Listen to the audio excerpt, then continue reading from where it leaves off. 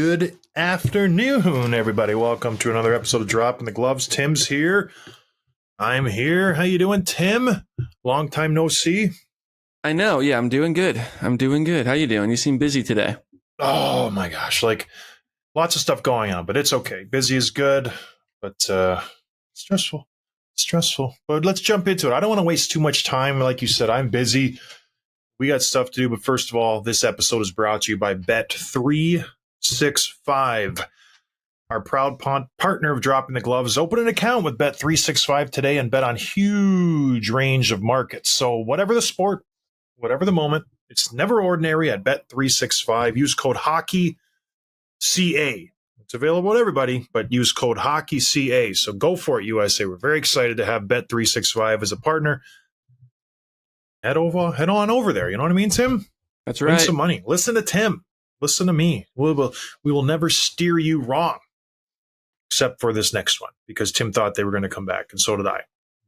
Florida Panthers defeated the Tampa Bay Lightning last night, eliminating them in 5 games. Shocker, I think, out of all the series, we thought this one was going to go to 7. It was going to go the distance. Tampa Bay Lightning playing well down the stretch. Florida Panthers always seem to pick it up in the playoffs and did not disappoint this time. But boy, oh boy, pretty uneventful Game 5.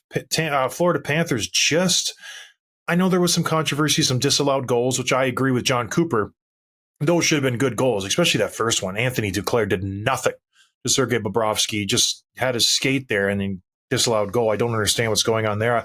I was reading some, comments, some, I don't know what you call them, forums or whatever, and someone made a good analogy. The NHL goalie is slowly becoming like the NFL quarterback, where they're putting in place all these rules to protect him. You got to stay out of his crease. You can't touch him. You can't be in his way. That it's just becoming impossible to have net front battles anymore.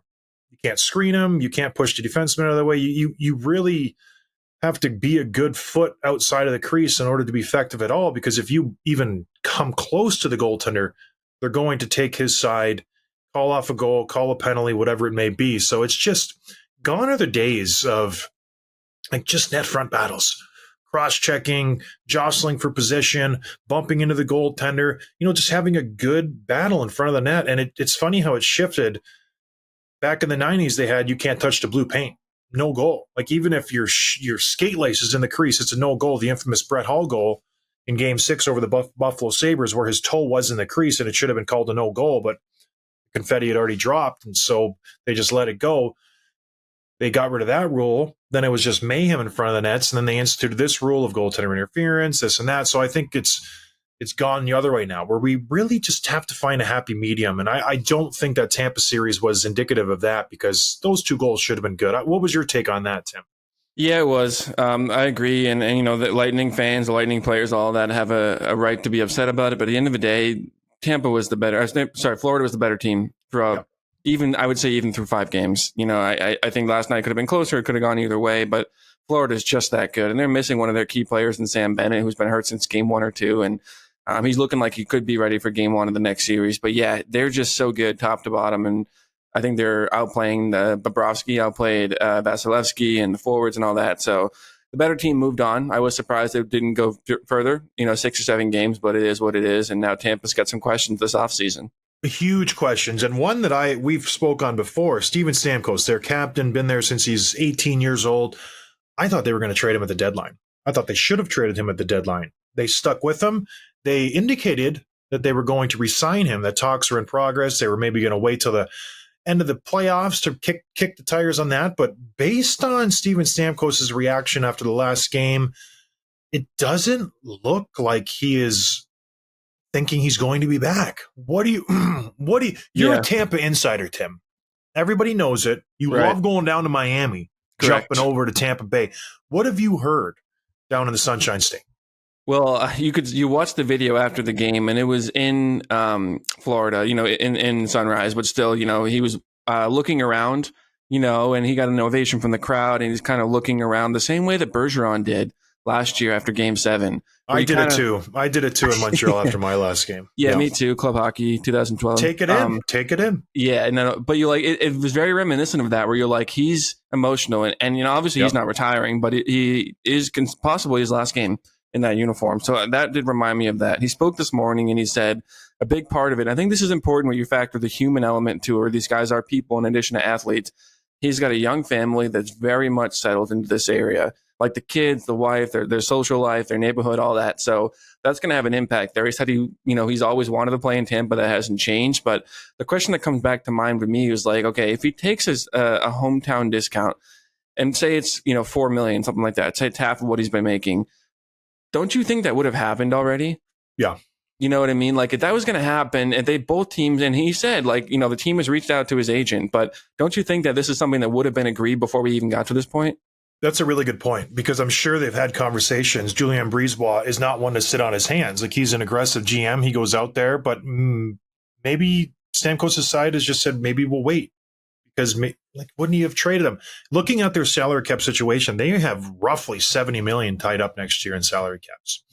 So that's a lot of money, and they still have some defensemen to sign. They only have 4 defensemen under contract. Brandon Hagel's contract kicks in next year, pays him $6.5 million. It's going to be tight. And your weakness this year, it was your defense.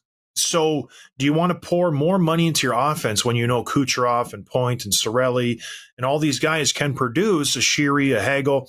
You don't really necessarily need to invest in the forwards as much as you do the back end. Sergachev, him being out, was very noticeable. Edmund, Chernak, Dumba did not work out whatsoever. There is a need on the back end. So would you rather, if you're Julien Brisebois, go and spend on a defenseman? Use that $4, $5, $6 million, whatever Steven Stamkos needs, to get a really good top flight defenseman. I think you have to go that route. You have weaknesses, the biggest glaring weaknesses on the back end. So it'll be an interesting offseason, because if he's available, pretty fun guy to grab on your team. 34 years old, obviously have injury issues, but he's still a good hockey player. He can keep up. He can put the puck in the net. He would be a good guy to have maybe on the Toronto Maple Leafs. That's the rumor, and he's from that area. On him. Yeah, Mitch Marner's gone. He did get 81 points this year in 79 games, and he has that playoff pedigree that is so desperately needed in Toronto. It seems like every single year they just miss that factor that Steven Stamkos seems to have. But I don't know. It would be hard to see him in another jersey. It really would. We've said it before, and it's happened, obviously, but he's been there for, 16 years? I think he comes back. I think he does. 3 years, 2 years at $4 million per, and I think he'll be back.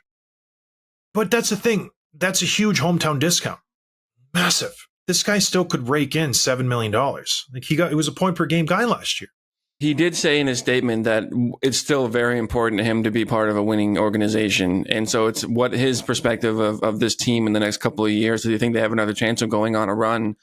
Last year, the excuse was a little bit of burnout. They had 2-3 long cup runs in a row, and just kind of caught up with them. This year, they just ran into a better team. And it's just like, we're going to get to the Jets next. So what's wrong with the Jets? Nothing. They're just running into the Colorado Avalanche. Oh, no, there's a lot wrong with the Jets. Let's not jump ahead. A lot of here. it has to do with how good the Avs are. So I feel like, I don't know if it depends on what Stamkos thinks of the team. Yeah, let's stick here with their coach, John Cooper. One of, the highly regarded coaches in the league. Players seem to like playing for him. He's respected.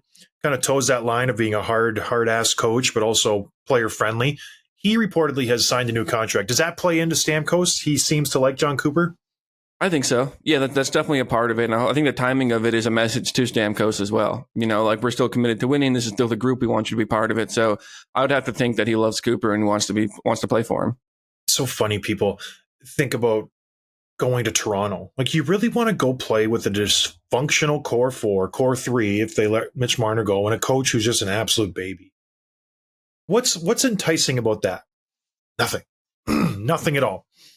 5 years ago, maybe, Mitch Marner, Austin Matthews, Nylander, like, they're exciting young kids now. They just seem like bitter old hags. Nobody wants to play in that scenario. The shine has worn off. Toronto Maple Leafs. Even if they beat the Bruins, I feel like it's just not a destination anymore, like it once was. It was like everybody wanted to play in Toronto. Everybody.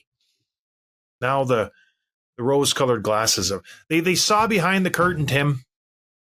Coin Dorothy and Wizard of Oz. They saw behind the curtain. All right, moving on. You mentioned the Winnipeg Jets. Well, they went down too in a flaming dumpster fire that I've ever seen.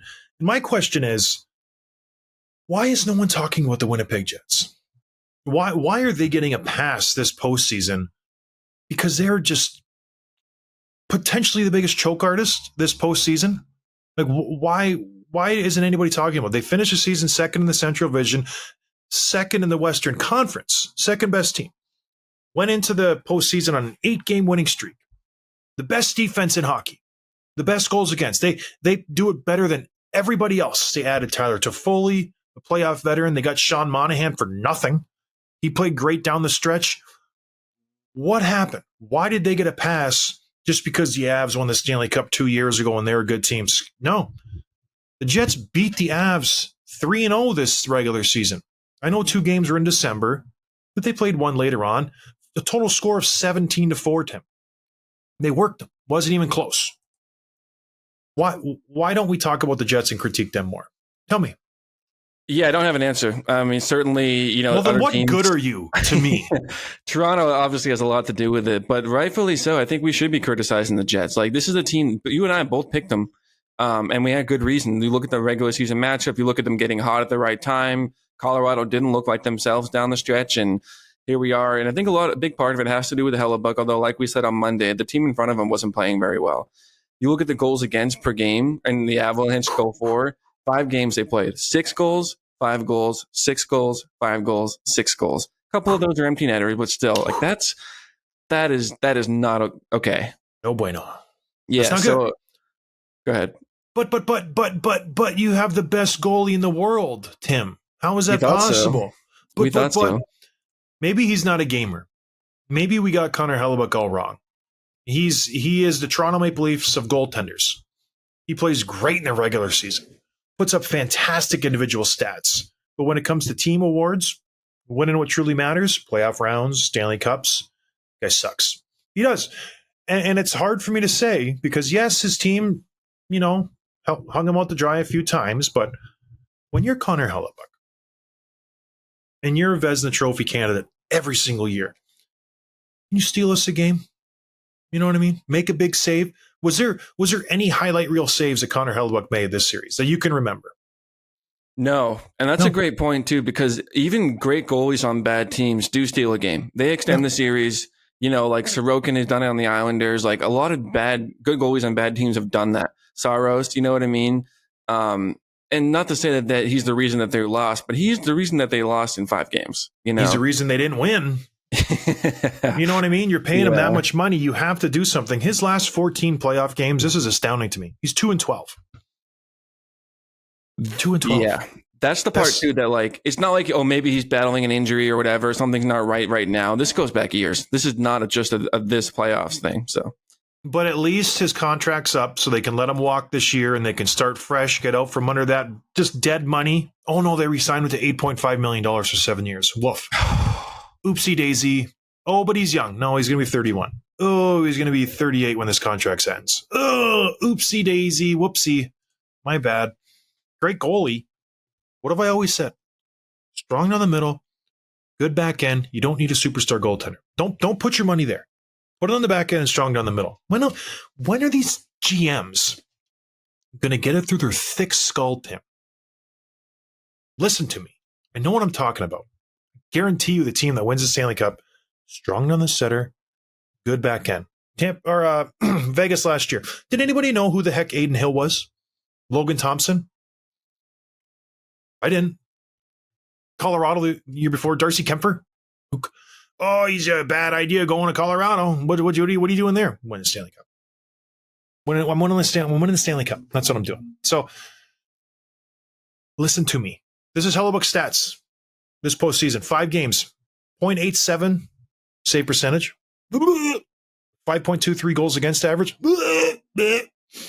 Not good. Laurent Brossoit, his backup, played 20 minutes. Guess how many goals he gave up, Tim? Guess. 20 minutes, 3 goals. 0. You're wrong. 0 goals against.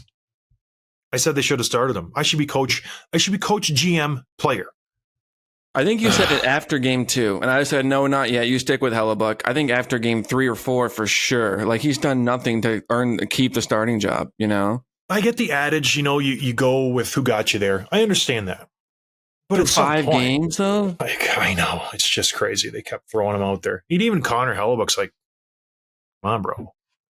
I'm not doing it. He's looking down Rick Bowness. Ricky, My number's first on the list. Does that mean I'm starting? You been drinking last night, Ricky? Rick Bonus has to go. He's got to go. You would think. It's chaos. Chaos in Winnipeg, and that's the thing. They have locked themselves into this team. Connor's not going anywhere. Scheifele starts a new $8.5 million deal. Niederreiter's there. You got Ehlers, Iafallo. Like, you have all these guys. Morrissey, Schmidt, Hellebuyck. Oh, so much promise. So much promise. It just seems like the Jets of old. They build us up, then they just disappoint us. It's just, they're the Toronto Maple Leafs of the Central Canada area. All right, moving on. Another team bites the dust. This one more expected. The New York Islanders. They did better than we thought we did. They were going to do. They squeaked out a game. Double overtime win versus the Canes in Game 4 to push it to 5.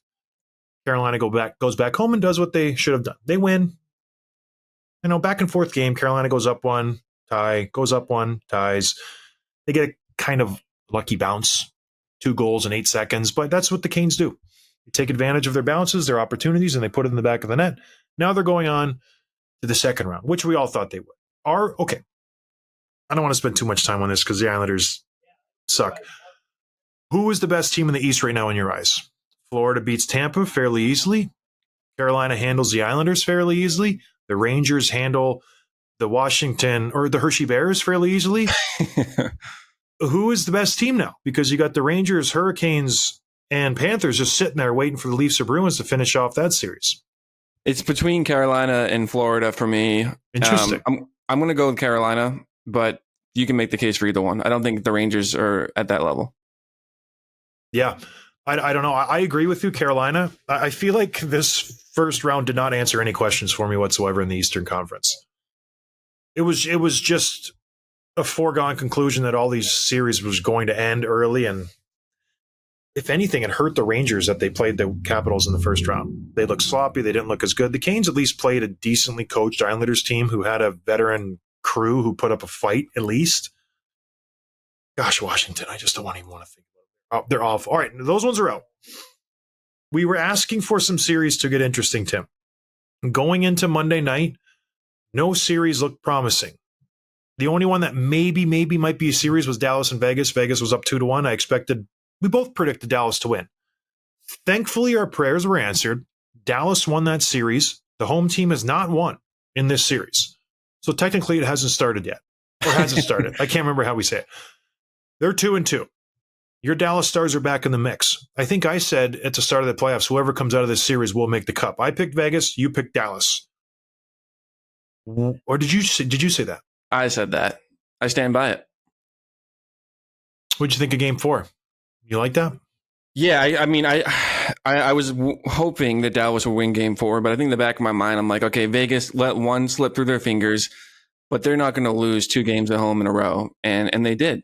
A big part of that is the young guns. It's not Sagan and Duchesne and Pavelski. It's Robertson and Wyatt Johnston. Oof, yeah. They've got I think 3 or 4 points apiece. They're looking really good, and Eichel looking really good across the aisle too. But I don't know, something about still not convinced by Dallas's play. Even tying it up and winning both games in Dallas and Vegas. I mean, I'm not convinced that they're the team to win the series. I still don't think we've seen their best play, and I think Ottinger is another level. I think their offense was another level, and the fact that they're tied it up is good. But Vegas still seems like they've been the better team overall through the series. Yeah, this is a tight series, and that's when 2 good teams are going up against each other. Neither of them look very good, but they both are dangerous. And you look at the Vegas Golden Knights. The thing that I'm interested to find out, when is Thomas Hertl going to show up? He's played fairly bad. He's -4. He's only gotten 1 goal. He needs to play better. Mark Stone needs to play better. All these guys have just been floating by for the first 4 games. Yeah, Mark Stone coming off the injury scored his first shift or first period, whatever it was.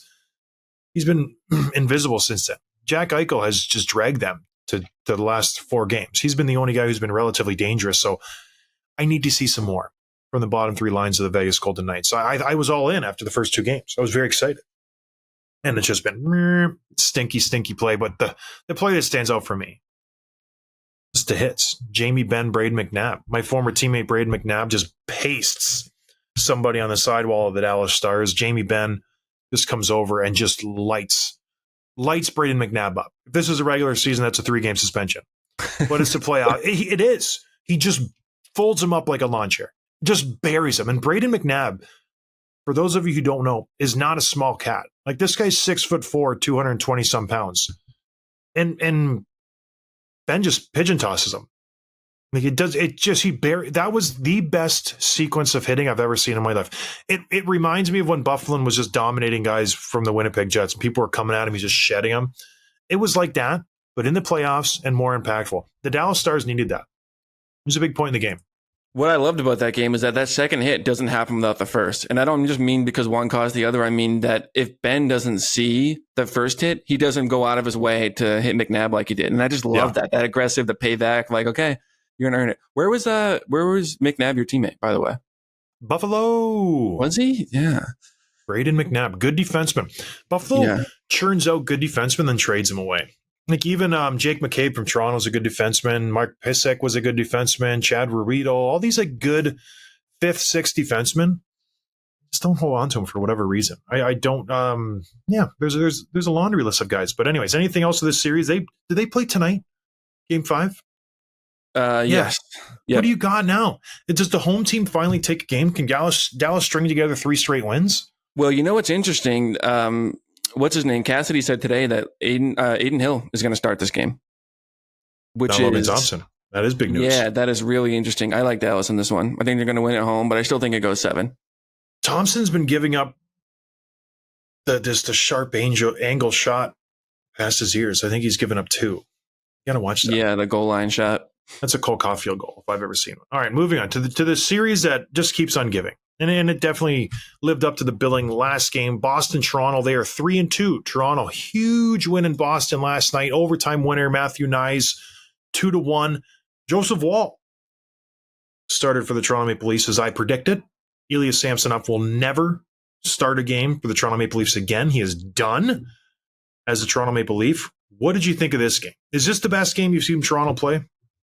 Maybe. I think it's definitely the worst game we've seen Boston play. It was just not a fun game from start to finish. Both teams looked okay during stretches, just disappointing. I think Wall was outstanding. He stopped a couple really like the Trent Frederick all alone. He just spread his pads, and Frederick didn't have the space to lift it up. But Wall was great. He was so good. And he interviewed him after the game, and he was like smiling and just relaxed. And he's like, I've been having a blast out there. And that's what you want from a goalie. Swayman's the same thing. Swayman was the only player on the Bruins who I think gave it 60 minutes. And I like the Bruins came out very intense, very aggressive to start the overtime. A couple of chances right away. I thought, okay, it's only a matter of time. Swayman's smiling like he's relaxed during the game. I'm like, hey, they're focused. They're going to end this thing. And a bad bounce. A lot of critique is going towards the Grizzlies of the world, Hampus Lindholm. You might see a different Bruins lineup, but my main thing right now is you have to close this out in Game 6. You cannot let this go to Game 7 for obvious reasons. The biggest one is that the doubt starts to creep in, and last year's memories start to show themselves again. And you think, okay, here we go again. And that also motivates and excites and just gets Toronto going, because they know that Boston is like, oh, here we go again. So you need to close this out in Toronto. What we have working in our favor is that Toronto is terrible at home. They've been terrible at home for a while. They've been a better road team. So I feel like we're going to see Boston close this out. But if this goes to 7, it's anyone's series. I don't care what happens in Game 6 in terms of how they play and who's healthy. Matthews obviously didn't play last night. So, yeah, you got to close this out tomorrow night.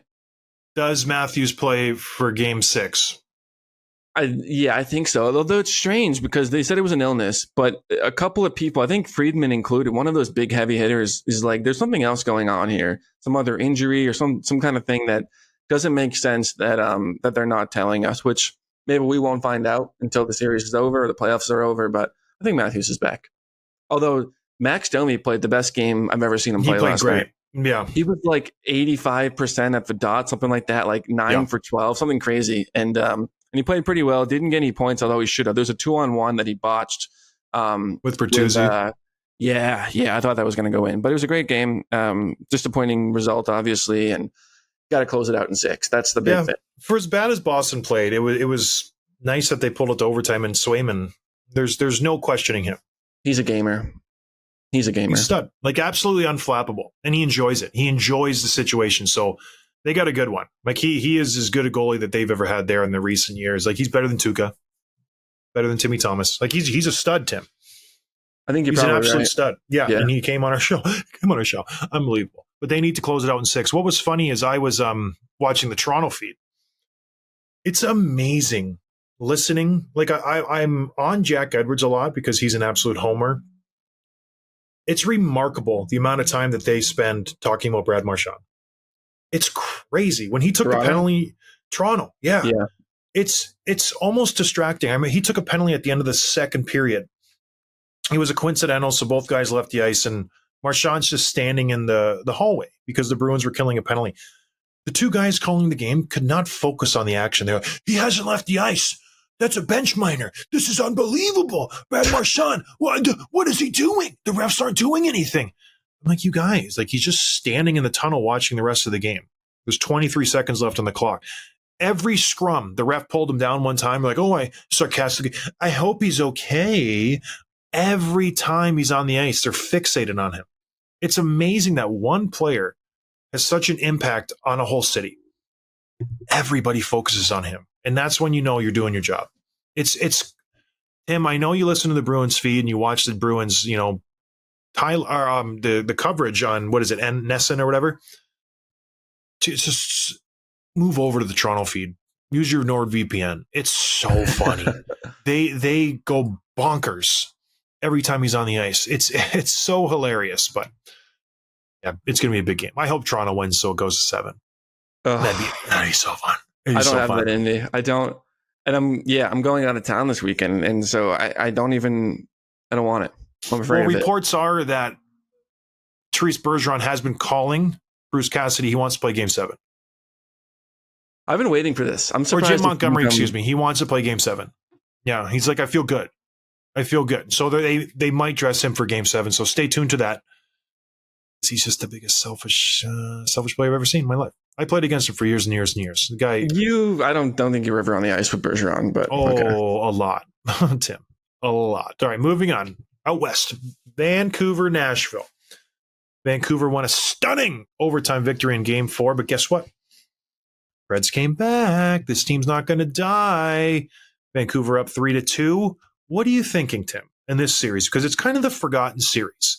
Two very good teams. Nashville obviously closed out the season on a tear. The last month and a half, they were the best team in the NHL. Vancouver loaded up.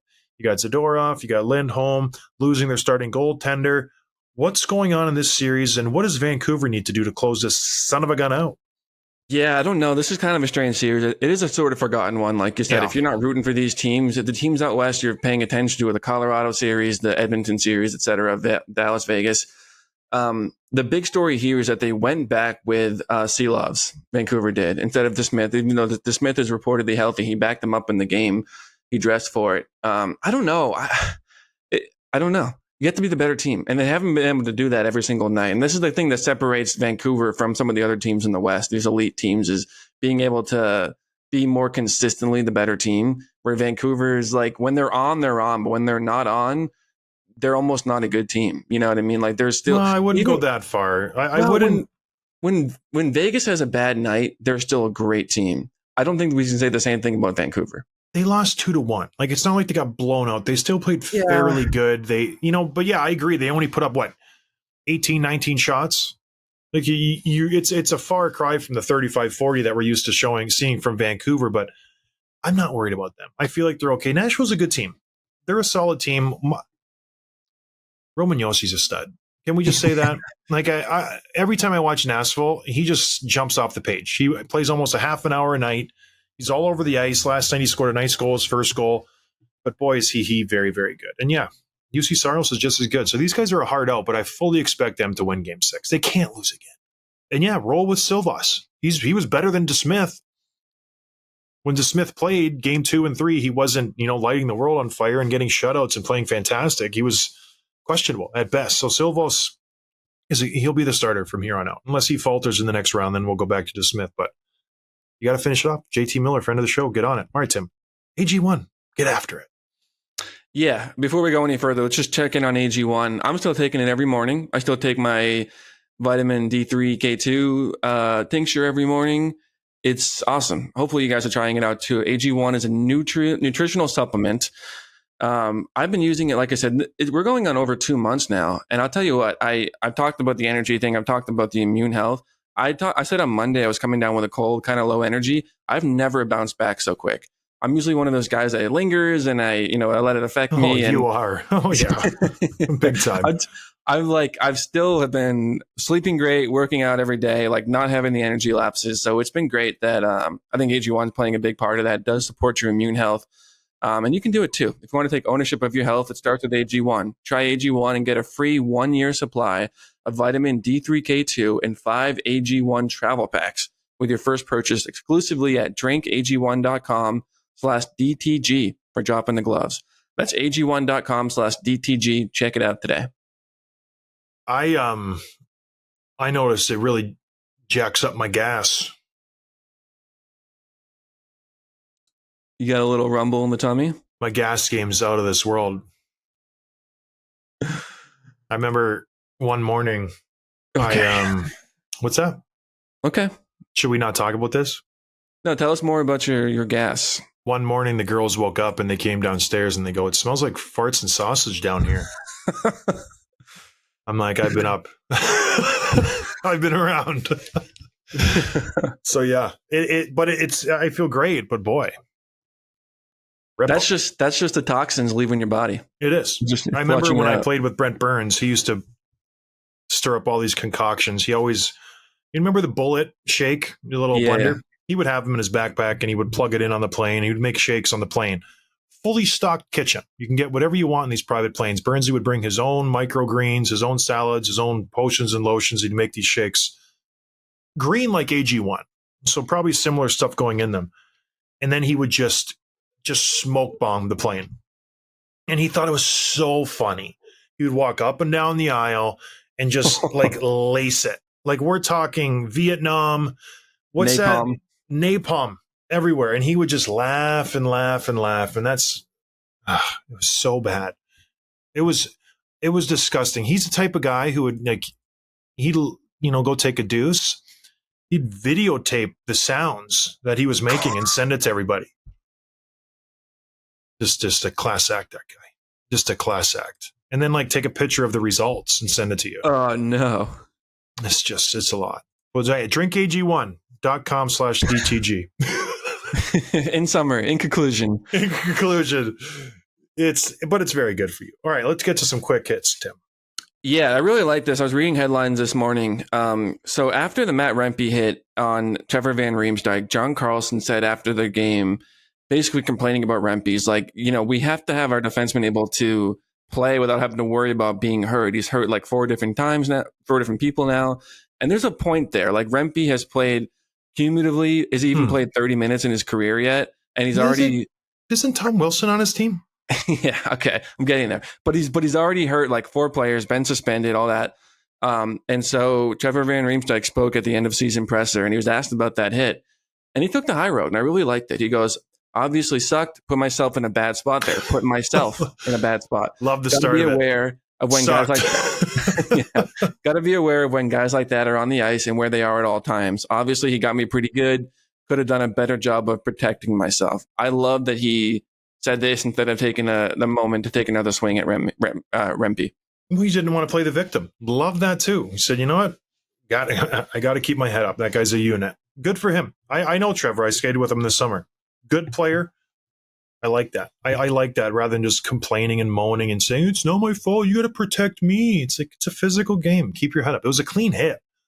Just because Rempe's 6'7" and 240 pounds, does that mean he shouldn't be allowed to play, Tim? Nope. No. He still is allowed on the team, and he's obviously being effective. I don't care how many minutes you play. This guy's making a difference, and he injured 4 guys. Yeah. One of them was illegal. The other 3, as far as I know, did not get a suspension, did not get a penalty. So what are you complaining about? Do it. If you're so upset about it, you go do it. It's legal. Keep your head up. I love this. And then the coaches and the other, it's dangerous. Damn right it's dangerous. It's a dangerous game. If it wasn't dangerous, we'd take hitting out of the game. That's just the nature of the beast. It is a man's game. Right, Tim? That's why you don't play it. I had to do it. I'm sorry.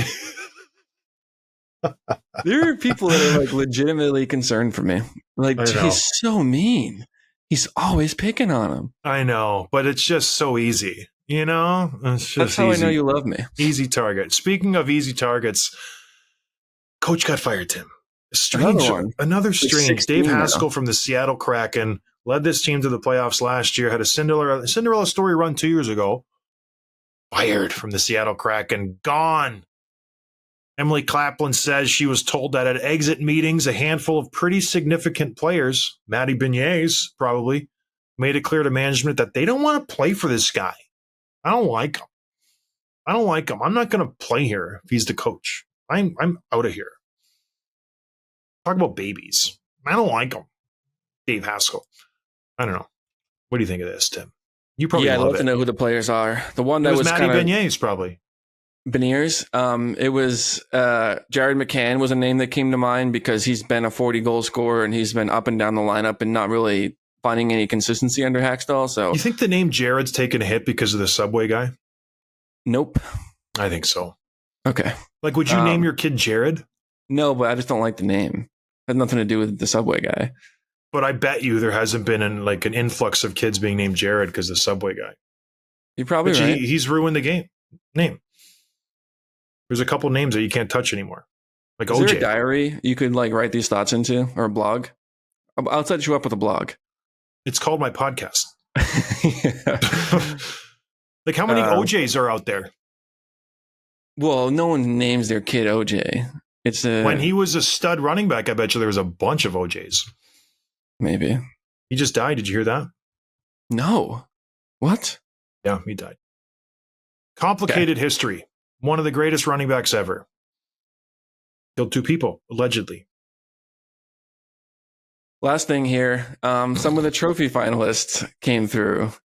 More breaking every day. They're doing all the finalists now. I'm not going to do our picks. We'll save that for another show when they all come through. But Calder, there's no surprises here. Calder was Bedard, Faber, and Luke Hughes. I think that's who we thought it was going to be. The Norris, Quinn Hughes, Yossi, Makar. I am surprised by Makar. He's the best defenseman in the league. He was not the best defenseman this year. I think there are other guys that you could have made a pitch over Makar. Vezina, Hellebuyck, Bobrovsky, Demko. I think Hellebuyck is probably the clear winner here, but Bobrovsky wasn't even the best goalie on his own team for huge stretches. It was that guy, I forget his name, coming to a blank. But yeah, any thoughts on these nominations so far? Makar almost led the D-man in scoring. He had 90 points. Sure. Was Carlson the best defenseman last year in your mind? Well, he had the most points. Right. But I'm not surprised that he was nominated. I just don't think he was a top 3 defenseman this year. You know who's a little upset is defenseman. Evan Bouchard probably is a little upset. Yeah. He had a career year. Yeah. But it's just, whose turn is it? It's Quinn Hughes' turn. So he's going to win the award. That's how it works. And then Hellebuyck just lost it because of this playoff round. Do you think it's not supposed to impact the award, right? The postseason? Where's Swayman? That's a good question. I think he didn't get as many starts as these guys. Revenge Stanley Cup. That's what it's going to be. Because when you look at the stats for the goaltenders, Hellebuyck's obviously leading all of them, but Shesterkin led him in save percentage, goals against. It was Shesterkin's right up there too. Why is Shesterkin not nominated? Crazy. Oh, that's playoffs. Sorry. He also had a really tough first couple months. Shesterkin. He got better after the holidays. Yeah, it is what it is. I don't really care. The awards have lost their luster. You know what I mean? They really have. I don't pay attention to them like I used to. It used to be such a fun thing. I don't care anymore. Moving on. Is there anything else, Tim? No. All right. Thanks for joining us, everybody. We'll talk to you on Friday. Cheers. Thanks for listening to Dropping the Gloves with John Scott, a member of the Nation Network of Podcasts. Subscribe wherever you get your podcasts from to never miss an episode.